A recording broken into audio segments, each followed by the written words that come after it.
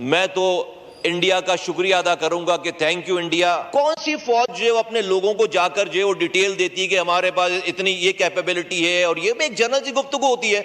आप टैंकों के नाम ले रहे हैं, आप आबदोजों के नाम ले रहे हैं, आप हवाई जहाज के नाम ले रहे हैं। ओ भाई, आपका काम नहीं है यार। तुम फलस्तीन के निहत्ते बच्चों को पूरी दुनिया की सुपर पावर मिलकर सरेंडर नहीं कर सकती। इंडिया हमें सरनगू करेगा? हमारी तो जिंदगी शुरू ही मरने के बाद होती है।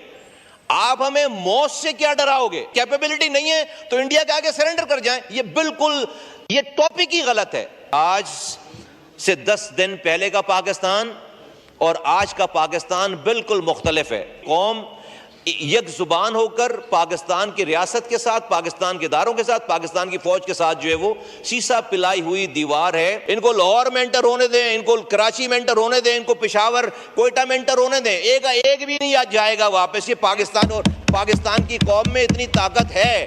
जिस मुनासिबत से आज ये गुफ्तगू हो रही है, मैं कोशिश करूंगा, डिस्पाइट कि ये बहुत सारी बातें हुई हैं यहाँ पे जिसका इस सेशन से कोई ताल्लुक नहीं, टू बी वेरी ऑनेस्ट। हमारे पास बहुत सारा टाइम पड़ा हुआ है, हम साल भर ये बातें कर सकते थे, कर सकते हैं, लेकिन मुझे अफसोस है कि ये सारा सिलसिला कुछ गुफ्तगू ठीक नहीं हुई है यहाँ पे।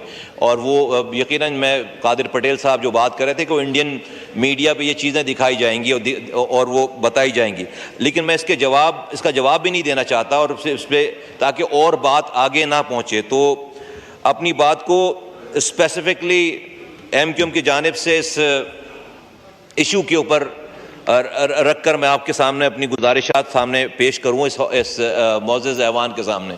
और वो ये कि जनाब, इसमें कोई शक नहीं है कि ये एक फॉल्स फ्लैग ऑपरेशन था सारा, और जैसा तमाम डिटेल्स आ रही हैं अब सामने और हकाइक सामने आ रहे हैं कि इंडियन चैनल्स के ऊपर ये बताया जा रहा है, दिखाया जा रहा है कि जो विक्टिम्स हैं वो 1.5 घंटे कह रहे हैं कि उनको कोई रेस्क्यू करने नहीं आया। 1.5 घंटे तक उनके पास कोई पहुंच नहीं सका वहां पर। इतनी वो डिफिकल्ट टेरेन है सारी, और वहां पर 30 मिनट के अंदर जो है वो पुलिस आती है, FIR काटती है, और उस FIR में ये लिखती है कि पाकिस्तान से हमलावर आए थे। 30 मिनट के अंदर इंडिया को, वहां की पुलिस को कैसे पता चल गया, आकर वो कैसे चले गए वापस, पुलिस वाले इन्वेस्टिगेट करके, और जाकर ये भी लिख दी गई बात।